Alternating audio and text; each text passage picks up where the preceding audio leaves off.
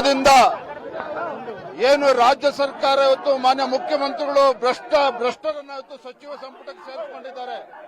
ನಾಗೇಂದ್ರ ಅವ್ರನ್ನ ಸಚಿವ ಸಂಪುಟದಿಂದ ಕೈ ಬಿಡಬೇಕು, ದಲಿತರಿಗೆ ನ್ಯಾಯ ಕೊಡಬೇಕು ಅಂತೇಳಿ ಬಿಜೆಪಿ ಹಾಗೂ ಜೆಡಿಎಸ್ ನಾವು ಸದನದ ಒಳಗಡೆ ನಾವು ಹೋರಾಟನ ಮಾಡ್ತಾ ಇದ್ದೇವೆ. ಆದ್ರೆ ನಮ್ಮ ಮಾತಿಗೆ, ನಮ್ಮ ಕೂಗಿಗೆ ಕಿವಿ ಕೊಡದೇ ಇರತಕ್ಕಂತ ಈ ಭ್ರಷ್ಟ ಕಾಂಗ್ರೆಸ್ ಸರ್ಕಾರದ ವಿರುದ್ಧ ಇವತ್ತು ವಿಧಾನಸೌಧ ಮುತ್ತಿಗೆ ಹಾಕುವಂತ ಕೆಲಸ ನಾವು ಮಾಡ್ತಾ ಇದ್ದೇವೆ.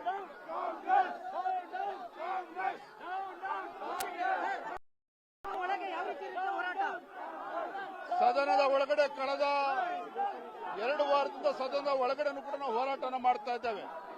ಆದರೆ ರಾಜ್ಯ ಸರ್ಕಾರ ಕಣ್ಣಿದ್ದು ಕೂಡನಂತೆ, ಕಿವಿ ಇದ್ದು ಕಿವುಡನಂತೆ ವರ್ತನೆ ಮಾಡ್ತಾ ಇದೆ.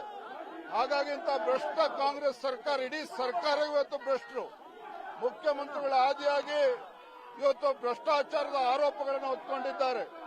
ಮುಖ್ಯಮಂತ್ರಿಗಳು ಇವತ್ತು ಭ್ರಷ್ಟಾಚಾರಿಗಳನ್ನು ರಕ್ಷಣೆ ಮಾಡತಕ್ಕಂಥ ಕೆಲಸ ಮಾಡ್ತಾ ಇದ್ದಾರೆ. ಹಾಗಾಗಿ ನಾವು ಇಂಥ ಭ್ರಷ್ಟ ಕಾಂಗ್ರೆಸ್ ಸರ್ಕಾರದ ವಿರುದ್ಧ ಬೀದಿಗಿಳಿದು ನಾವು ಹೋರಾಟವನ್ನು ಮಾಡ್ತಾ ಇದ್ದೇವೆ. ಸದನದ ಒಳಗಡೆನೂ ಕೂಡ ನಮ್ಮ ಹೋರಾಟ ಮುಂದುವರಿಯುತ್ತದೆ, ಸದನದ ಹೊರಗಡೆನೂ ಕೂಡ ನಮ್ಮ ಹೋರಾಟ ಹೀಗೆ ಮುಂದುವರಿಯುತ್ತದೆ. ಯಾಕೆ ಮುಖ್ಯಮಂತ್ರಿಗಳಿಗೆ ಮತ್ತು ಕಾಂಗ್ರೆಸ್ ಹೈಕಮಾಂಡ್ಗೆ ನಾಗೇಂದ್ರ ಅವ್ರ ಬಗ್ಗೆ ಅಷ್ಟೊಂದು ಭಯ ಯಾಕೆ ಅಂತ ನಮಗೂ ಕೂಡ ಅರ್ಥ ಆಗ್ತಾ ಇಲ್ಲ. ಇವತ್ತು ದಲಿತರ ಮೇಲೆ ಸವಾರಿ ಮಾಡಬೇಕು ಹೊರಟಿದ್ದಾರೆ. ಭ್ರಷ್ಟನನ್ನ ಇವತ್ತು ಸಚಿವ ಸಂಪುಟದಲ್ಲಿ ಹಿಡ್ಕೊಂಡು ಭ್ರಷ್ಟರ ರಕ್ಷಣೆಯನ್ನ ಮಾಡೋದಕ್ಕೆ ಹೊರಟಿದ್ದಾರೆ. ಭಾರತೀಯ ಜನತಾ ಪಾರ್ಟಿ, ನಾವು ಜೆಡಿಎಸ್ ಇಬ್ರು ಕೂಡ ಇದನ್ನ ನಾವು ಪ್ರಬಲವಾಗಿ ವಿರೋಧ ಮಾಡ್ತಾ ಇದ್ದೇವೆ. ನೋಡ್ರಿ, ಗುಂಡಾಗರ್ದಿ ಮಾಡಿಕೊಂಡು ರಾಜಕೀಯದಲ್ಲಿ ಮೇಲ್ ಬಂದಿರತಕ್ಕಂಥವ್ರು ಯಾರು ಅಂತೇಳಿ ರಾಜ್ಯದ ಜನತೆ ಗೊತ್ತಿದೆ. ಗುಂಡಾಗಿರಿ ಮಾಡ್ಕೊಂಡೆ ಅವರು ರಾಜಕೀಯ ಜೀವನವನ್ನು ರೂಪಿಸಿಕೊಂಡಿರ್ತಕ್ಕಂಥವ್ರು.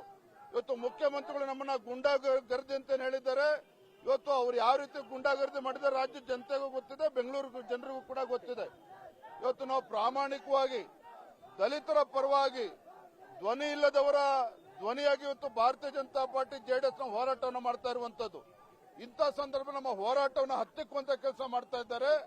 ನಮ್ಮನ್ನ ಇವತ್ತು ಗುಂಡಾಗಳು ಅಂತೇಳಿ ಕರೆದಿದ್ದಾರೆ ಮುಖ್ಯಮಂತ್ರಿಗಳು. ನೀವು ಗುಂಡಾಗಳು, ಡಿ.ಕೆ. ಶಿವಕುಮಾರ್ ಅವರೇ ನೀವು ಗುಂಡಾಗಳು.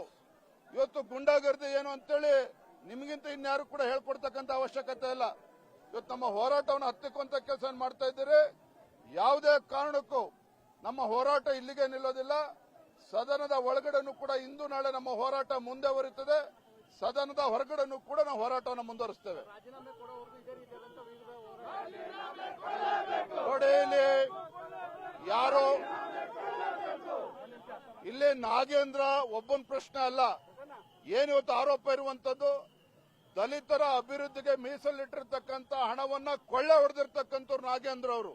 ಅಂತ ಕೊಳ್ಳೆ ಹೊಡೆದಿರ್ತಕ್ಕಂಥ ಸಚಿವನನ್ನ ದಲಿತರ ಹೆಸರು ಹೇಳ್ಕೊಂಡು ರಕ್ಷಣೆ ಮಾಡ್ತಾ ಇರ್ತಕ್ಕಂಥದ್ದು ಮಾನ್ಯ ಮುಖ್ಯಮಂತ್ರಿ ಡಿ.ಕೆ. ಶಿವಕುಮಾರ್ ಅವರು.